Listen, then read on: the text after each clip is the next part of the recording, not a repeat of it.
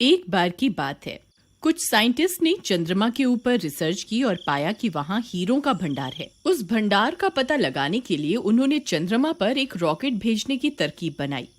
ये बात सबसे छुपाने के लिए उन्होंने शहर से दूर एक गांव के पास जंगल में अपना कैंप लगाया।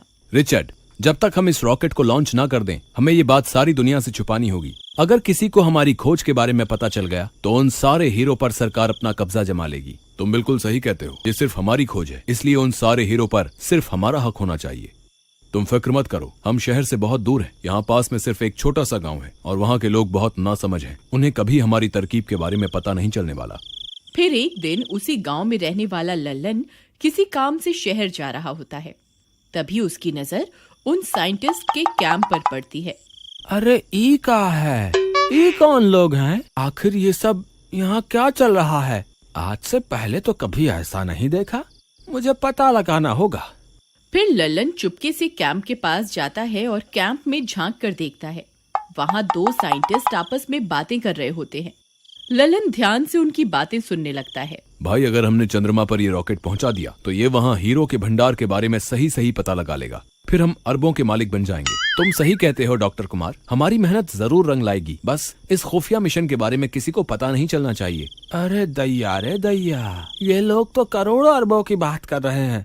अच्छा, तो यही रॉकेट है जिसे ये लोग चंद्रमा पे भेजने की योजना बना रहे हैं। वाह बेटे लल्लन, आज तो तेरे हाथ बहुत बड़ी खुफिया जानकारी लग गई है। क्यों ना इसका फायदा उठाया जाए। मुझे अभी के अभी जाकर कालिया को इसके बारे में बताना होगा। फिर वह भागता हुआ जाता है और सीधा कालिया के घर पहुंच जाता है। कालिया भाई, आज मुझे जो जानकारी मिली है तुम उसका यकीन नहीं करोगे। क्यों भाई, ऐसा कौन सा खजाना तुम्हारे हाथ लग गया है? भाई, जंगल के रास्ते से गुजर रहा था, तभी मैंने जंगल में एक कैंप लगा हुआ देखा। जब मैंने वहाँ पहुंचकर उनकी बातें सुनी तो भाई मैं तो दंग रह गया। वो लोग चंद्रमा पे रॉकेट भेजने की बात कर रहे थे। वो लोग कह रहे थे कि वहाँ हीरो का भंडार है जिसकी कीमत अरबों में है। लल्लन भाई, तुमने कोई नशा तो नहीं कर रखा ना?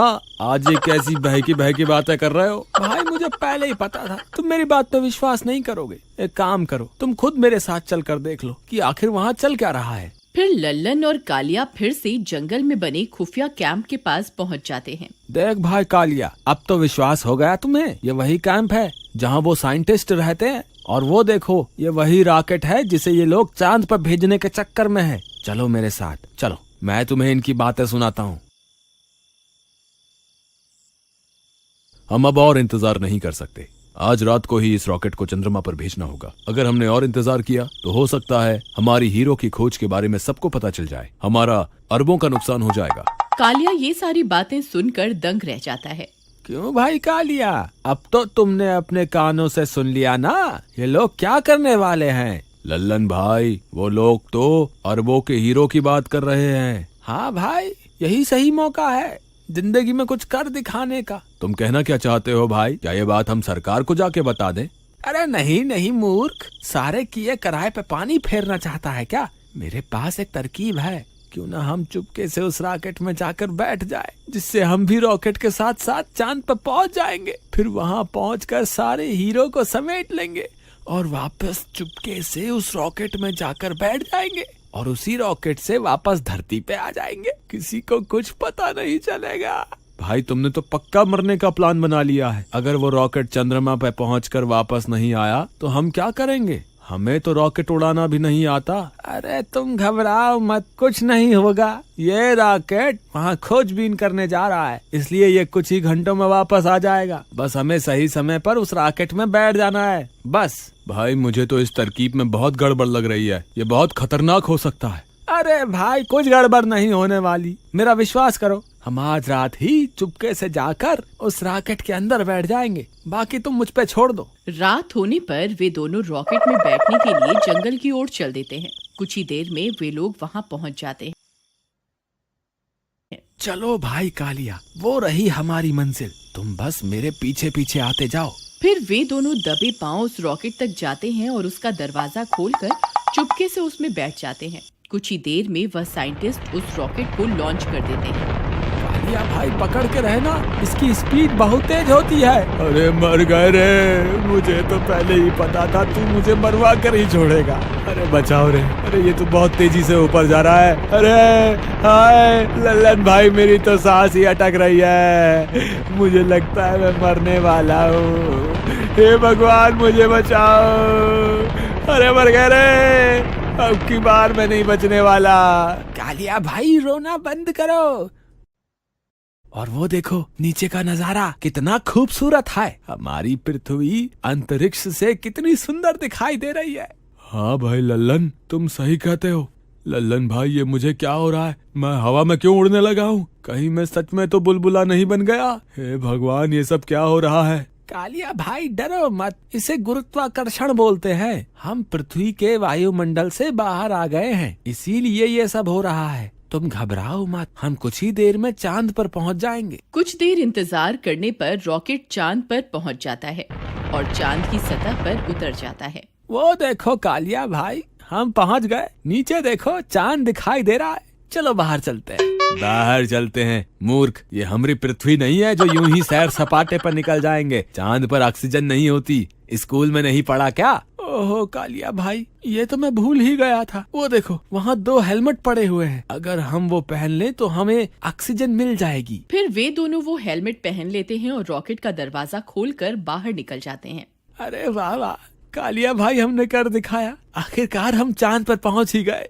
अरे लल्लन भाई वो देखो, वो साइंटिस्ट की बात तो सच साबित हुई। वहाँ देखो, वहाँ तो हीरो का भंडार लगा हुआ है। चलो जल्दी से हीरे समेटकर वापस रॉकेट में बैठ जाते हैं। वे दोनों भाग कर जाते हैं और सारे हीरों को एक थैले में भरने लगते हैं।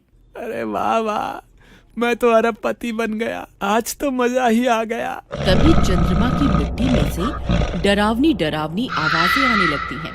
अरे लल्लन भाई, ये आवाजें तो कुछ जानी पहचानी सी लगती हैं। तभी एक चुड़ैल मिट्टी के ढेर में से बाहर निकल आती है। अरे मर गए रे, ये तो चुड़ैल है, इसने तो चंद्रमा पर भी हमारा पीछा नहीं छोड़ा। अरे मर गए रे, अरे भागो रे भागो, अपनी जान बचा के भागो।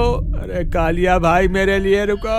अरे मर गए रे, ये चुड़ैल यहाँ कहाँ से आ गई? अरे साइंटिस्ट हो, तुम्हारा नाश मीटे। तुम्हें इतने छोटे छोटे हीरे दिखाई दे गए, लेकिन इतनी बड़ी चुड़ैल क्यों नहीं दिखी? फिर वे सारे हीरों को वहीं छोड़कर वहाँ से भाग जाते हैं और वापस रॉकेट में चढ़ जाते हैं। अरे लल्लन भाई जल्दी से दरवाजा बंद कर लो, कहीं ये चुड़ैल अंदर ना आ जाए। अरे मर गए रे, हे भगवान हमारी रक्षा करो। यहाँ तो आप जल्दी सुन लोगे, हम तो आपके कितने नजदीक आ गए हैं, अब तो हमारी मदद के लिए आ जाओ। अरे मर गए रे, मैंने तो पहले ही कहा था ये बहुत खतरनाक तरकीब है, लेकिन तुम्हें हीरो का लालच खाया जा रहा था। कालिया भाई मुझे क्या पता था ये चुड़ैल चंद्रमा पर भी हमारा पीछा नहीं छोड़ेगी। अब तुम घबराओ मत, ये चुड़ैल रॉकेट के अंदर नहीं आ सकती, बस कुछ ही देर में ये रॉकेट उड़ जाएगा और हम वापस अपनी धरती पर पहुंच जाएंगे। थोड़ी देर इंतजार करने के बाद वह रॉकेट चंद्रमा से उड़ जाता है और वापस धरती की ओर बढ़ने लगता है। अरे वो देखो कालिया भाई, हम बच गए, बस थोड़ी देर में ये रॉकेट वापस धरती पर पहुंच जाएगा। हे भगवान तेरा लाख लाख शुक्र है। थोड़ी ही देर में वे लोग वापस धरती पर पहुंच जाते हैं।